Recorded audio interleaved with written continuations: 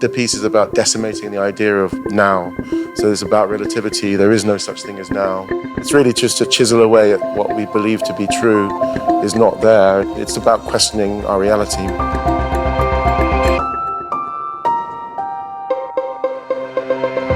I'm Kate Brown, and this is The Art Angle, a podcast from ArtNet News, where the art world meets the real world, bringing each week's biggest story down to earth.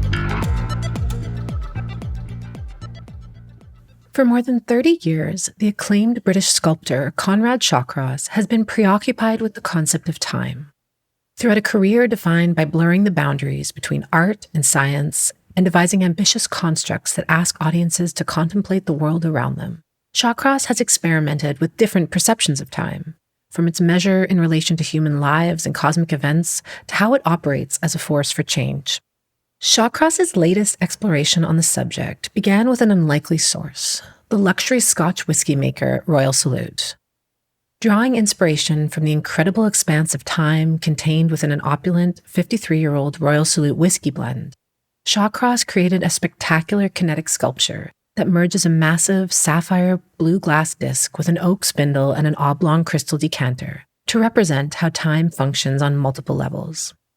The new artwork, titled Royal Salute Time Chamber by Conrad Shawcross, and the second collaboration in Royal Salute's Art of Wonder series, debuted at the 2023 edition of Frieze London last week, with a discussion about the project between Shawcross and veteran auctioneer and ArtNet News contributor Simone de Pury.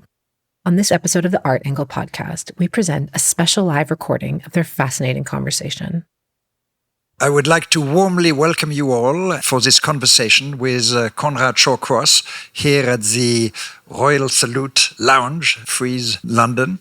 And I must say I was thrilled when I was asked to have this conversation with Conrad because I'm fascinated by his work and I know very, very little about it. So I hope that this conversation will allow us all to hear much, much more about Conrad's very unique practice. And arriving this morning, I had the privilege of experiencing this time chamber, and I'm told that most of you have experienced it already, so we will not repeat the experience now, but I think this is a perfect way to start this conversation, and I would like to ask Conrad how it came about. Yeah, thank you. So if anyone hasn't seen it, there'll obviously be, every 5 minutes, they'll do the whole experience.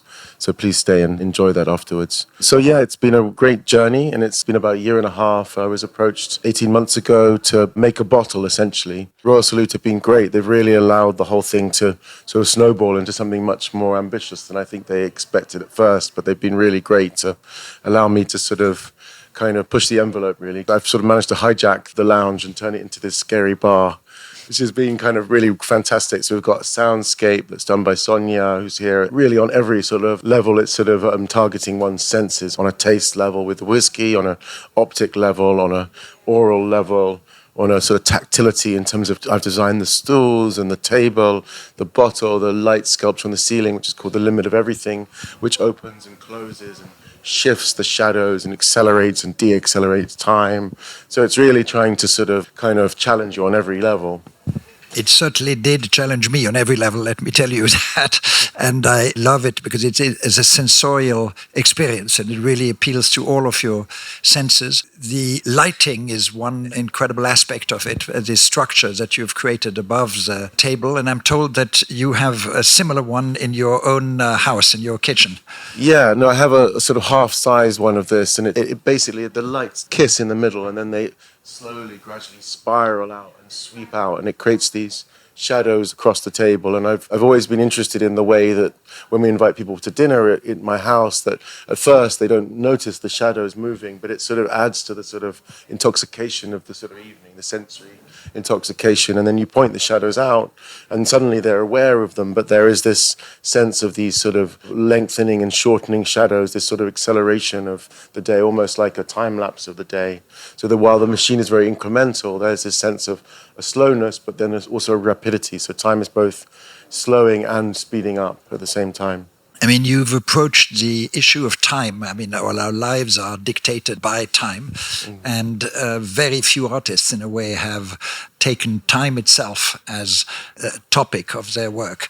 That's what I'm so fascinated by, that you have particularly focused on time. Yeah, and for about 30 years, I've been sort of preoccupied by it. And I mean, since I was a kid, I was preoccupied. I was saying yesterday in another interview that the first time I got upset about time was when I started to think about it was when I was about 8 or 7 even, and the clocks went forward, and I was a terrible procrastinator on my homework. On a Sunday, it was always sort of like, I'm going to do it later, I'll do it later, I'll do it later. And then one weekend on a Sunday, the clocks went forward, and I was really upset that I'd lost this hour that sort of was forcing me to basically this ultimatum of having to do the homework. I started asking, how does anyone have the power to change time? And I was like, how can a government or anyone have the power to change this? We all grow up under this sort of tyranny of the clock and this index of time, but it's essentially a social structure, and it's an imposition upon us. It's a false reality, or it's a form of reality. It's essentially a sort of social construct that allows us to sort of index our days and our weeks and things.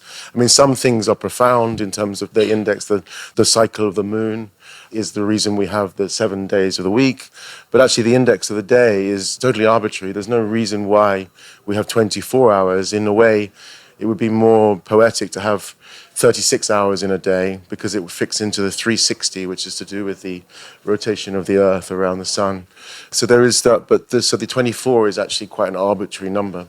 It's interesting that you were very upset having lost that 1 hour when the hour moved forward. I was a lousy pupil at school, had a terribly bad school career, and so I had to repeat a year, and I was incredibly upset. My God, they stole one whole year of my life, and I was devastated at the thought. Sure. And when we are young, of course, the time spent is all in relation to the times that we have actually spent on this planet. And you're still a phenomenally young artist. You're the youngest Royal Academician ever.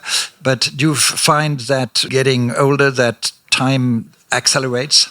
No, completely. And that's a sort of mathematical fact. As you just pointed out, when you're 4 years old, a year probably is half of your conscious life. Whereas when you're my age, at 45, a year is only 2% of your life. And when you're 80, it becomes almost 1%. There is definitely this sort of terrifying acceleration of time as a sort of genuine perception of it. And when you're younger, your childhood feels like it's going to go on for an eternity. Slowly, that roller coaster, you sort of go over the edge. The acceleration is terrifying. Yes. No, I thought that it's a constant acceleration until we leave this planet. But I did a retreat recently where you had to spend a week with people that you had never met in your life. And the first thing you had to do was to leave your phone when you arrived. And you were not allowed to read papers, books, television, or anything. So you were cut off from the world. And every day we were getting up at 6 a.m. I remember reaching 10 a.m. and I said, my God, time has stood still. I mean, I thought this was the longest week ever. And I suddenly thought, when we don't have all these distractions that we have on a constant level, that suddenly it gives you a very different perception of the passing of time. Absolutely. It must have been quite a shock without all that technology or those indexes. Yeah.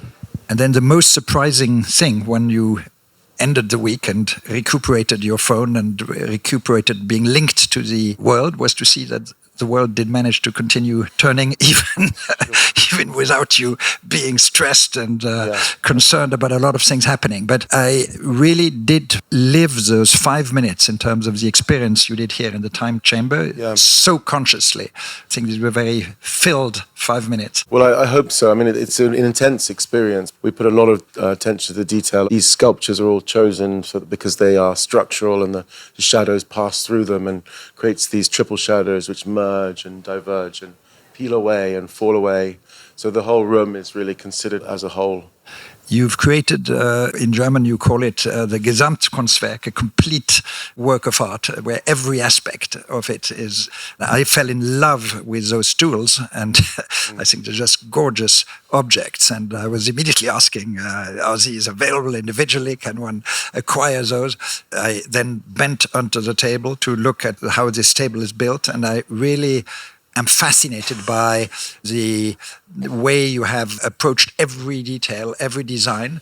And usually when you have collaborations between brands and artists. This is like a kind of a side project of these artists in the practice of these artists, whereas I feel you've taken this as a pretext to create an entirely very, very relevant work of art in your overall oeuvre. Yeah, no, I have. There's a sort of slight sickness in my gallery where, like, you just should just keep it very simple. Don't go crazy, and do the collaboration. And there's something in me that I'm sort of hardwired that I have to sort of blow the doors off any budget that I'm given. But it's been a real pleasure. I'm really happy with this bottle. It's a sort of, we've spent a lot of time prototyping it, and the way I work often is sort of fusing or combining. It's a bit like the whiskey in a way. There's this sort of combination of splicing stuff and blending stuff together. I just coincidentally come back from a residency where I was in the Maldives, which was the most cushy residence I've ever done. It was a wonderful thing in this resort where they have a glass foundry, and I'd come up with this idea of these spun discs, which are sort of analogous to like solar systems or galaxies or black hole accretions, which tend towards flatness. And I'd come up with this idea, and then this bottle project came up with Royal Salute, and I was really trying to splice these two things together. It's hopefully worked really well in that sense, and the disc itself is to represent a sort of almost like the planetary envelope of all of our planets that revolve around the sun. And then I'm sure you've seen those animations on the internet where you see the planets revolving around the sun, and then it pans out and you see the sun then hurtling through the galaxy at these unimaginable speeds, and the planets are almost like little fish following a whale through the darkness, and you see this sort of helical pathway. So the spike on this is representative of the sun's journey through space. So the bottle is this sort of vessel for this 53-year-old whiskey, but this object is this sense of time on a cosmic level, not on a human level or on a sort of a quotidian level or an annual level, but a sort of the time through on a profound kind of galactic level. Is the sort of connotation of that vector of time. No, it's very, very striking. The other element was the sound. How do you work with the sound? You said the person who did the soundtrack for this installation is here? We work really closely. Sonia's just there, so we work really well. She's based in New York. I was sending her kind of samples of black holes and sounds of black hole mergers, and it was really nice to work with her on that. And I'd just done this residency in Nottingham University studying the early universe and the early initial conditions of the Big Bang and looking at black hole mergers and gravitational waves. And so we were sort of feeding that into the stuff and creating this quite ominous but quite sort of sense of sort of space, a soundscape of space and time, and it was great. So that was the sort of final sort of element of the whole puzzle. What fascinates me is that clearly mathematics and science as a whole is very much at the base of your work. And very often when you have somebody who is mathematically very talented, they are more drawn to music. And you have a great examples of people who are top musicians and who were mathematically highly, highly gifted. And in the visual arts, it's in a way more unusual to have somebody who has this deep scientific mathematical core. I really tried many instruments. I was very, very enthusiastic about music, but I have what I would say sort of enthusiasm 10, but skill 2. I mean, I really tried. I love music and I appreciate music, but I have no coordination to be able to use my two hands in terms of playing, and I can dance like a demon though. So the other day I had the pleasure of meeting you at a mutual friend who's Maltese, Francis Sultana, and he is preparing a very important institution devoted to contemporary art, which has not opened yet.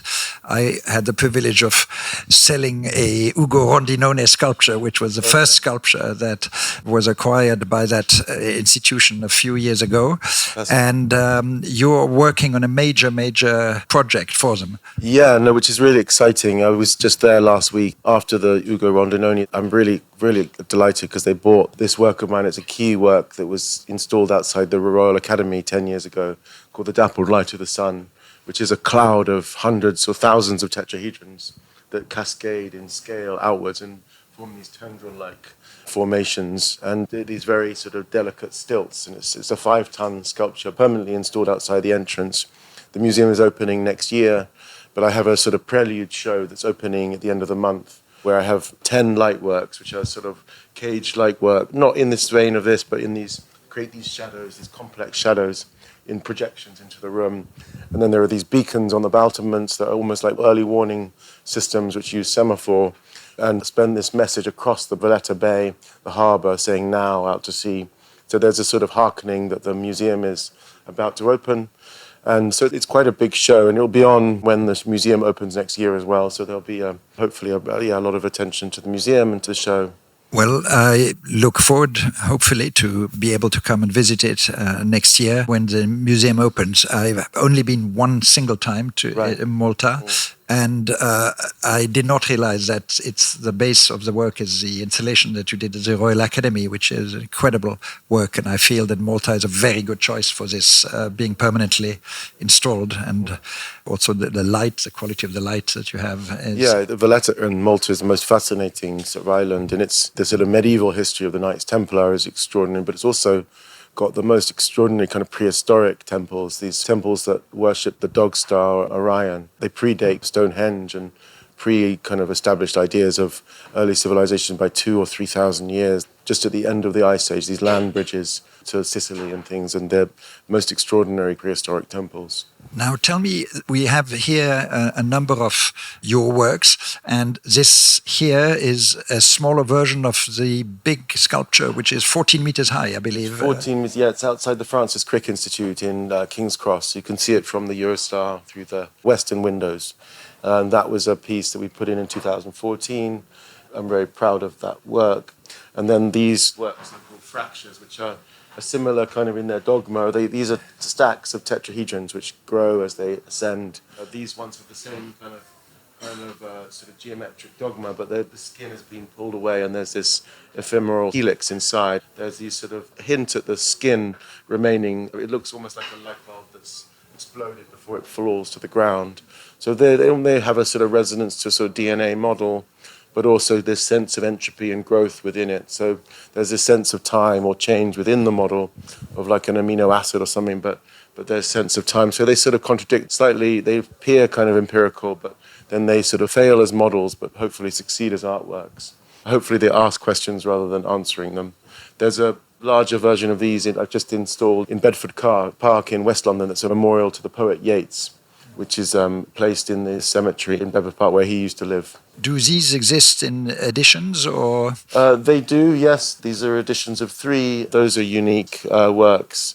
And then this manifold is an edition of 3, and this one is similar to a piece I've just installed in Liverpool Street outside the Crossrail entrance of Moorgate. So it's just been installed. It was a 10-year project and finally installed after 3 years of being in storage, but it's finally been placed outside of Moorgate entrance of Liverpool Street. That's great. So when I was asked to have this conversation with you, I said I would love to do it, but I'm the worst person to ask because I'm not very familiar with your work. And then the person told me, no, but you've just posted something on Instagram of it. I said, did I? And I had to go and do an auction. My avatar was doing an auction, but AI is still not sufficiently developed. So I had to do the auction live, and then a camera was filming me and the avatar was mimicking my movements. But all this was happening in a studio way out in East London. And on my way to that studio, I suddenly saw this incredible structure. It looked to me like a big diamond, a square cut, beautifully cut diamond. And I instantly photographed it in every angle.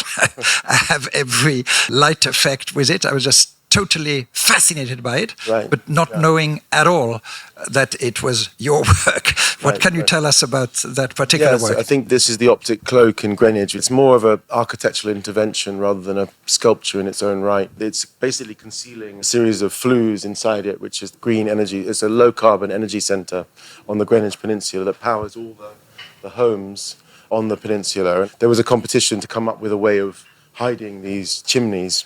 They'd created this kind of steel frame that was hiding all these chimneys because the council had said they didn't want there to be chimneys on the horizon because chimneys were a sort of dirty word. And I kind of wasn't expecting to win the competition, but I proposed that we had to celebrate that this was a chimney and not hide the fact that it was a chimney. And so I opened it up and allowed the wind to pass through it. But because this big steel box they put around it was weighing 600 tons and it was still struggling against the wind because it was so thin. So I suggested that we open it up, celebrate the fact that there were all these flues inside it, And we actually reduced the weight of it by 40 or 50%. So we made it greener. But what I was interested by was this fact that it was very, very thin and it faced east to west, like this monolith. So it was going to get this very low light from both the sunrise and the sunset. And we created this moire, and I did a lot of research into moire interference patterns, did all these sort of tests of how to, of hole size, orientation, angle. And so every day, and the light penetrates through it or reflects off it, and it's always changing in terms of its dynamic relationship to the sun. Well, I was fascinated because having seen it at various stages of the day, and I've seen it late afternoon when the sun set, and the way that structure works with different light is just stunning. And that's why, for me, it looked like a giant diamond, a giant gem. And I actually risked my life trying to photograph it from different angles because I was walking and suddenly I saw that I was on the motorway. I was literally walking on the side of the motorway. So I managed to find a way to get back into slightly less dangerous areas. But that is always the best thing when you are struck by something without knowing anything about the context, without knowing, having the knowledge which artist is behind it or what's supposed to be behind it. And I was literally fascinated by this. And so I was all the more excited when I heard that you were behind it. Thank you. Yeah, hopefully we're doing some similar works like that in the desert in the Middle East, which I'm very excited about, which we really play around with these sort of monolithic things in the sun and these sort of huge standing stones that kind of use the winter and summer solstices to sort of create these very beautiful sunrise effects. And they could essentially melt away like lace. But these will be real sculptures because they won't be hiding an energy center. There won't be any compromise, but they'll be primarily sculptural forms. See, scale is something fascinating because you have sometimes you see a work of art that only works on a large scale, but what I'm intrigued, and I think this time chamber demonstrates it, is here we see these works on an intimate domestic scale, let's say, and this sculpture is 14 meters high near Houston, and one could easily imagining it to be much, much larger, like the one you've just said you're working on. I do enjoy working at scale, so it's something I really relish. Absolutely. And when I think of other artists, which are other contemporary artists that you admire? Because, as I said at the outset, there are very few artists that are completely kind of science, mathematic based. I don't know, are there any other artists peers that you look up to? I think my favorite sculptor, who's sort of I always talk about, is probably Mike Nelson, but it's quite different work than I make. But I simply adore his installations, and his show at the Tate a few years ago called Asset Strippers was a show that I found very, very moving and very beautiful. So, but it's quite different from me in terms of what he does. But I would say that he's definitely one of my sort of heroes as an artist. Yes. And if we look at art of the past, who is your ultimate hero? Well, I think a lot of the rule-based artists were sort of people that I guess was very interested. So the Sol LeWitt and the Carl Andre kind of model, or even Monet is someone I refer to in terms of that repetition of trying to kind of exhaust sort of all the possibilities of one scenario. So it's rule-based, but looking at that sort of stuff is really of interest. I put Sol LeWitt and Monet in the same bag because he would go back to the same lily pads, and the lily pads would be his brick. Sol LeWitt would be the cube. And so you kind of find your brick, and I use the tetrahedron as my brick, use the tetrahedral sort of geometry, these as well, and the dappled light of the sun, and the schism that I have at Chateau Lacoste, all uses the tetrahedron as my building block. Those sorts of artists are sort of the ones I guess I follow in a bit of a lineage with. Yes, you could even be coined as the Leonardo da Vinci of our time in a way because your scientific approach. Well, that's very kind of you. I have a show at the Institute of Mathematics in Oxford at the moment when we've been doing these really inspiring lectures with mathematicians and artists, and we've been trying to sort of bring artists into the institute and mathematicians to talk to artists, take people outside of their comfort zone and really explore ideas of geometry and philosophy and mathematics, and it's been really, really rewarding. The show's curated by Fatos Ustek, who has done the frieze sculpture this year. So we've organised a series of lectures, and we were talking with Roger Penrose and Marcus de Sotoy and Liliane Lin, and really sort of bringing wonderful artists and extraordinary scientists and mathematicians to sort of try and kind of exchange ideas and sort of talk through these ideas of perception and mathematics. I mean, some of your work is very architectural. Would you be tempted to go the whole way to build not only just a building, but you could conceive of a city or something? Well, city, I'm not sure. I mean, I'd love to. I do have projects to sort of build immersive sort of experiences. I mean, one of the things that I'm trying to do is, as an artist, is trying to create extraordinary analog experiences in an increasingly digital world. So I may fail at that, but I still think that a lot of the things I make are impossible to replicate digitally. They're too complicated. There are too many thousands of holes within the system. The geometry is too complicated to create them virtually, and they crash the most powerful computers. So I'm still trying to beat the machine in that sense, and I may die trying and fail in the end. That was my position, and I'm going to try and sort of maintain that as long as possible. I love the fact that you beat the machine, because we live at a time when the machine sadly beats us, and even in chess and most areas. So that gives me hope. Yeah, well, it's a foolhardy sort of position to take, but I'm quite a foolhardy person, so that's fine. That's great. And the other thing that fascinates me is your use of many, many different materials and your fascination with materials. I mean, going back to my stools that I adore, I think your early work was very much with woods and different types of woods. Yeah, so these stools hark back to a kind of crosshatch that was in the core of these mechanical sculptures. So there was a hub made of oak and these fast spinning light works or rope machines. And this is the double crotch crossover that has it's almost like a Japanese sort of detail. It's got also a Chinese sort of detail. But I used to make everything in this 1 by 1 inch oak that I used to do all the mortising, all the joinery myself. And it was just sort of things I would build in my bedroom. And then we gradually shifted towards metal. But my heart and my kind of romance with wood was really very strong back in the day. I slightly moved away from wood in terms of the machines I was making, because I got a little bit of that Leonardo stuff, but it was beginning to become a little bit like I was being a bit whimsical or nostalgic. I took the machines into a more kind of contemporary, more timeless materials, more engineered. So I didn't get that. I was trying to sort of move away from that sort of slight association with this Heath Robinson, the kind of mad contraption thing, rather than, so I want the machines to have this elegance, this authority of the machine, and for people to have to take them very seriously as functional objects. But then beneath that, there's this poetic heart that lies at the core of it, that is hidden by this cloak of rational design and intent. That's totally fascinating. One question is, after all, we are here at the Frieze Art Fair, and I always find it a challenge. First of all, for a young artist, the key is to try and get an audience, to get people to see your work. And then once you do have success, then the next challenge is to grow creatively. And so many artists, I feel, when they've found the formula that somehow works, will then repeat ad infinitum that one formula, even at the risk of creatively basically being stuck.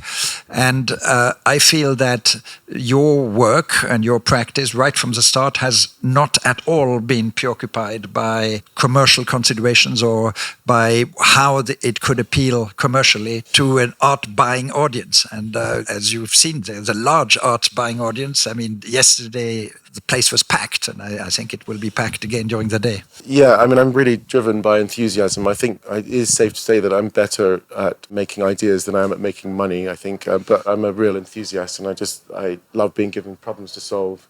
So it's driven by that, by hopefully a real genuine kind of excitement and joy of making. I think it's very palpable, and that's what I love about it. We have 5 minutes left for this conversation, and then we will open it to conversations. But I've always found that the most interesting artists are those who are not at all preoccupied what the reception to their work might be, and who just single-handedly follow their own path, and that is very much your case. What is your ultimate dream? I mean, you are, I would say, early mid-career, not even mid-career, you still at the early stages of your career. So what is your ultimate dream to achieve as an artist? Oh gosh. Well, I think one of the next things I want to do is just set up my studio. I have a wonderful studio in London, but we're a bit threatened in London with all the war on trucks and things. I've got a wonderful team, but there is a need probably to sort of move outside of London and have a second facility. But I'm actually really interested in setting up a way of making that potentially is open to a whole community of other makers and artists that is a carbon-free ways of making. So it would be abandoning kind of sheet materials like ply and metals, which are very carbon intensive, but going into sort of casting using hydrogen. So it would be using recycled metals, green hydrogen furnaces, local woods from the forest in Sussex where I was thinking, and just constraining my way of thinking to only carbon-free ways of thinking. So the aesthetic would change by the constraints I've imposed upon me. My engineer and I have this phrase called the liberty of constraint that he sort of used ages ago, which I really love as a phrase of his, but it's that design without constraint is sort of impossible.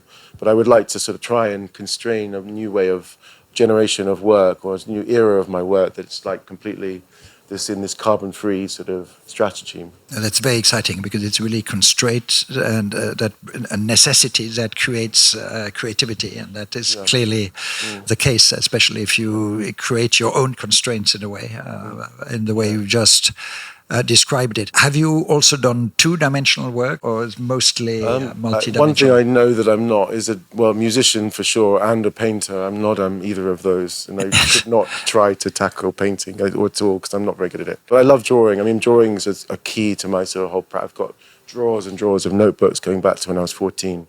And that's a wonderful sort of resource that I have. And they're not pretentious in that they contain shopping lists. They have my son's homework, and there's diary entries about banal and important stuff. There's key sketches of ideas that then germinate technical drawings. They're just very much a sort of go-to thing. But what's wonderful about the notebooks is you open a notebook on a page, and it's from 1997 in August of a day, and you read a line in this thing and you're taken back to the most extraordinary thing where you can hear the birds singing, you see the cappuccino on the table, the person sitting next to you.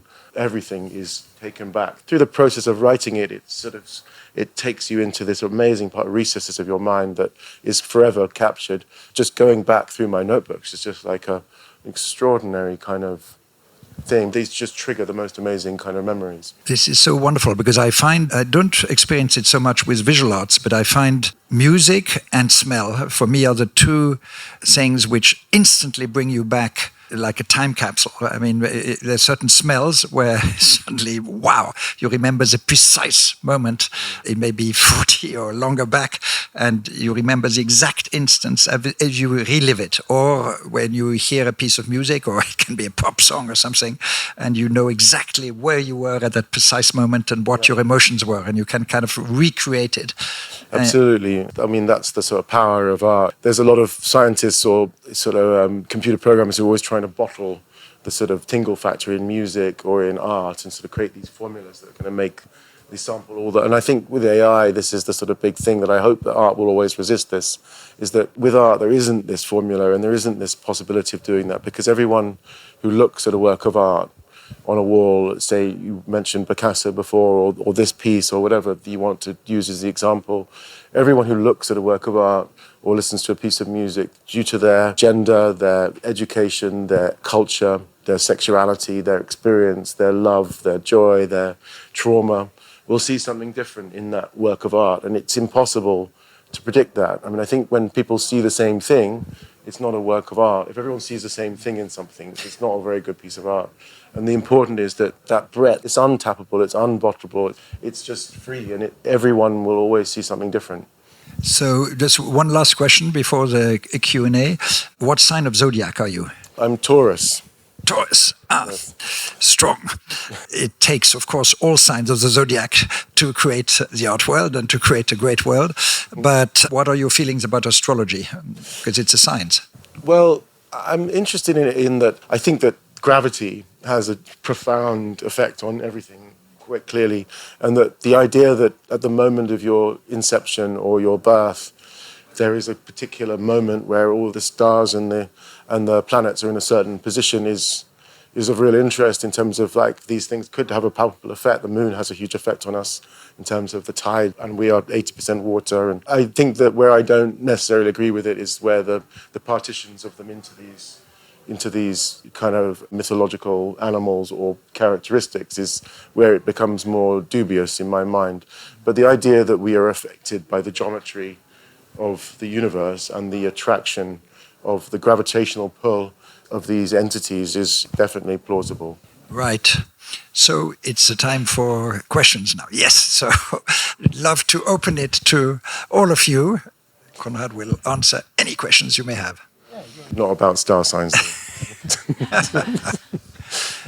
you use Fibonacci in your work? Yes, we have done. Yeah, lots of sequences, progressions within the work. We have definitely done that. The work is very driven by mathematics, so the whole geometries, the proportions are all based on very specific ratios and mathematics. Thank you so much, Conrad and Simone. Conrad, you mentioned that these glass discs that you worked with Royal Salute was one of the first times you've worked with glass. What do you think you'll do next with glass? Oh, I don't know. It's difficult to say. I'd like to try and make these discs on a much, much larger scale. You're kind of at the limit of the spinning process, but I've been thinking of scanning them and then maybe casting them on a much bigger scale so that you can sort of basically walk around it or under it or through it and see, and then it just this idea of this lens distortion through it. It would be really exciting.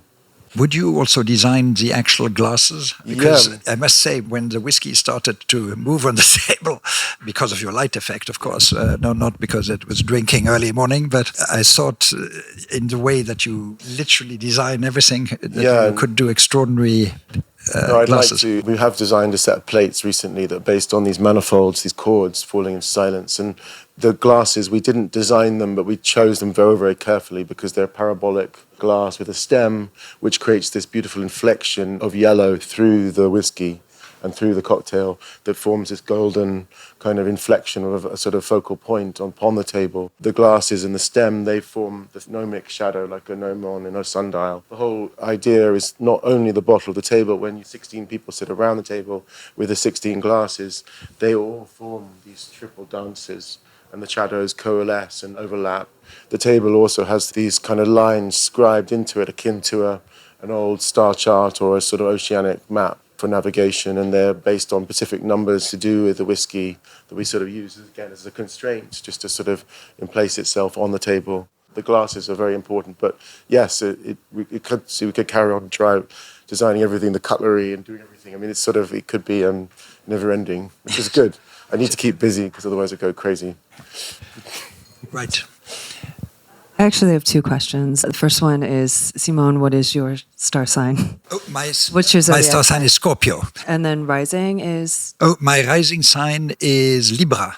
Ah, very nice. And that's why I love art and love Yeah, we are. seeking harmony. My second question is for Conrad. When you were conceiving of this experience with time, were you thinking of it in the linear sense, or were you also thinking about the other concepts of time, whether that things that are happening at all times? There's other concepts and ideas and like other philosophies of how time moves and exists.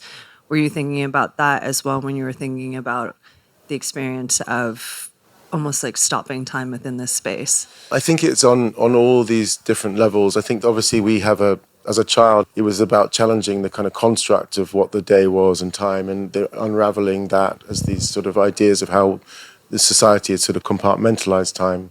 As human beings, we have a very specific perception of time, but actually it's probably quite illusory in reality, and there are these extraordinary sort of ideas that physics throws up, that there's this sort of sense of a kind of universal time in terms of the universe of expansion from this space-time diagrams from the Big Bang outwards. But then there's this innate paradox to it that they're on a quantum level, an atom within our body, a hydrogen atom or a helium atom, has never changed in its entirety of it since its beginning, billions of years of existence, and that time doesn't exist. The measure of change, which is essentially what time is, doesn't exist on a quantum level. So there is no time beneath a certain level, but it only exists beyond a certain size. But in the essence of everything, time does not exist, which is an extraordinary kind of idea. So with these pieces, there is this sense that this bottle is this vector that's hurtling through space. It's got this 53 years of whiskey within it, but hopefully it's just all about all of these different ideas of time on a quantum level, on a cosmic level, but on a human level, it's about everything. But it's just the paradoxes of it, it's the undefinability of it, the illusion of time. The piece is about decimating the idea of now. So it's about relativity. There is no such thing as now. It's really just to chisel away at what we believe to be true is not there. It's about questioning our reality. Well, I think this is possibly a good way to end. Because I always find that truly great art is timeless, and that you lose the notion of time when you see great art, and that you don't think instantly, oh, this is so 1960s or this is so that. It transcends time. So I love the concept that we're not the slaves of time. So I would like to thank you so much for this fascinating conversation and insight into your work, and letting us share, some inside knowledge. And I would like to thank very much Royal Salute for having commissioned this extraordinary piece. And I must say, I'm grateful for the 5 minutes I did this morning. It was a very, very special moment. Thank you all so much. Thank you, Simone. That's it for this week's episode. If you like what you heard, you can subscribe to the show on Apple Podcasts, Spotify, or wherever else you get your podcasts. Also, take a moment to rate and review us. It will help other listeners discover what we're doing. The Art Angle is produced by Sonia Manalili and Carolyn Goldstein. Thanks for listening, and see you next week.